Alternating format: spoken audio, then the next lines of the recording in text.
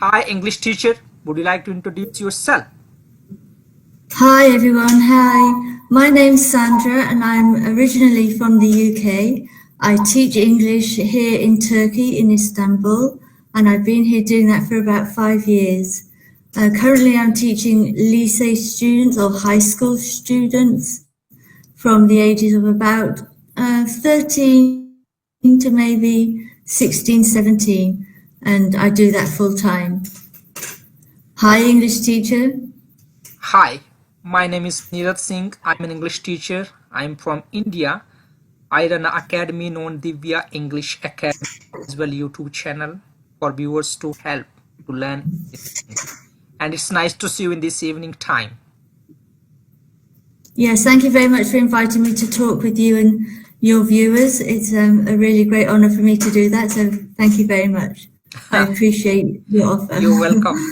You're welcome. Thank you so much. Okay, since you are an English teacher, and then I thought of why don't we two English talk about how to learn English language or else how to teach English language. For example, as you are teaching English language in Turkey, Istanbul.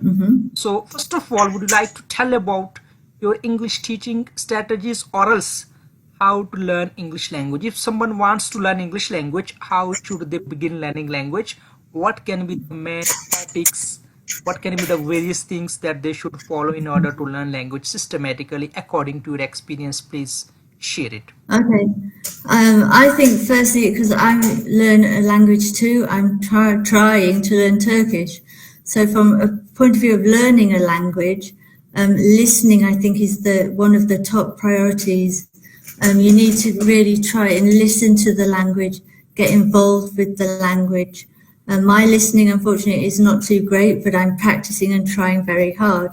So listening can be anything really. So from watching a movie, listening to music, listening actually to people, common native people speaking the language, and just listening to what they say, how they say it, the speed that they say things. That's really very important too. So there's a number of things you can do.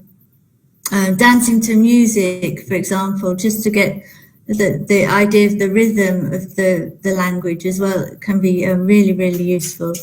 Here in Turkey in school, I suppose we do listen.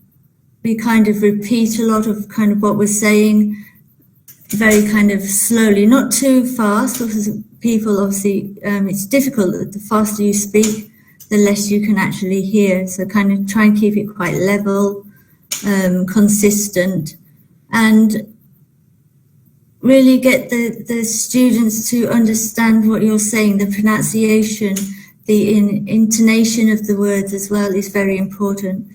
Here in Turkey, there's a tendency to just speak like that. It's quite slow, or it's really, really fast and you can't tell what they're saying. So, we try and go, okay, you need to speak with a little bit of intonation instead of speaking like that. So that's kind of something we try and portray, if you like, as being important, and that's one of the things anyway.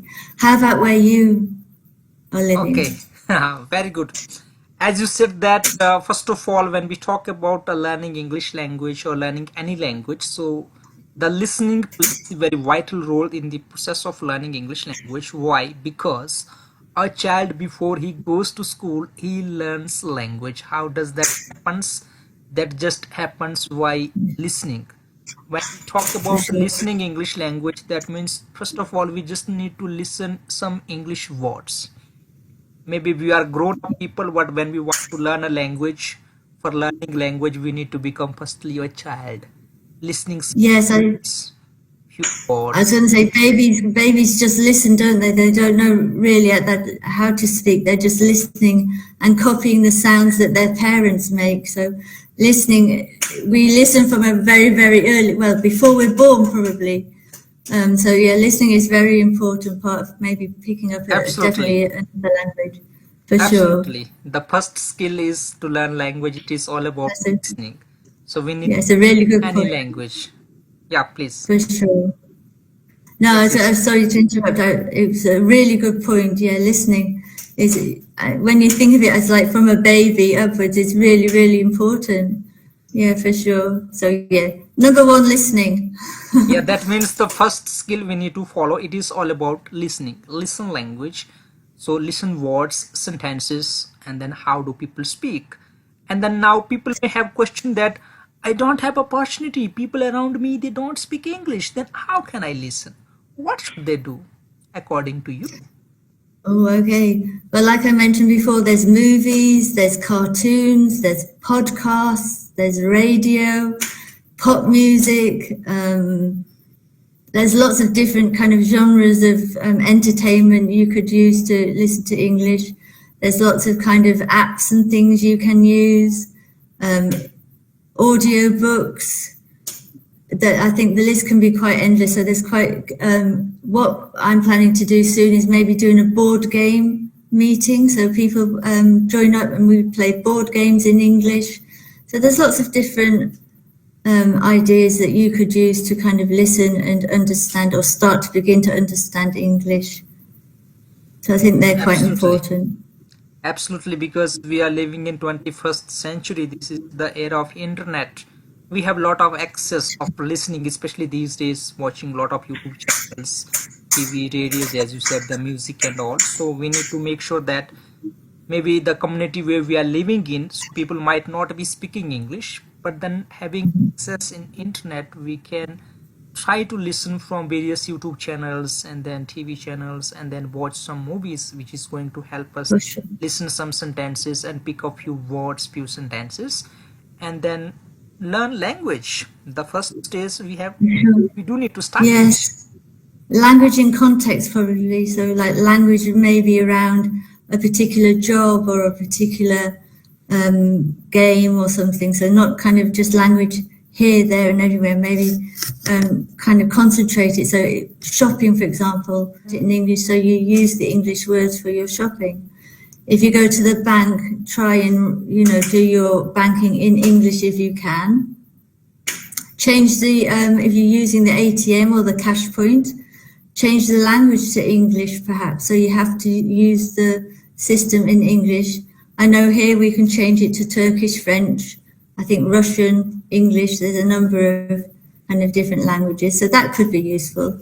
So kind of practical things like that is really useful. Absolutely. So what can be the second skill? What can be the second point of learning English language? I think reading and speaking. Speaking is really important because you need to translate what you're listening to into how you speak. And copying is a great idea because you can copy intonation, copy pronunciation, and learn really how to link words and understand words that way. And obviously ask lots of questions. So I would say speaking probably would come next. Listening, speaking. Although saying that, I can understand some Turkish. I can't speak it so well. So that's because I don't listen. So listening, speaking, reading, writing. Writing would be the last thing, I think. So yeah, I'm going to say speaking. So we turn what we've listened to into kind of actual words communication. We're having conversations with locals. Maybe we're having a WhatsApp group or something like that. We're talking about kind of internet and YouTube, maybe WhatsApp group. So we can voice record our message and send it to our friends and they can voice record a message back in English. A two-way conversation. Involve other people as well in that. I think that's a great idea too. So I'm going with speaking. How about you? What would you choose? Absolutely. The second skill is being followed after listening. That is all about speaking, because once we listen language, after that we just need to try to speak that, copy, intimate, Yes. and then that's gonna help us because sometimes listening can be little easy for us. Then if we want to speak all those words according to that pronunciation, might not be that much easy because that's the new language for us.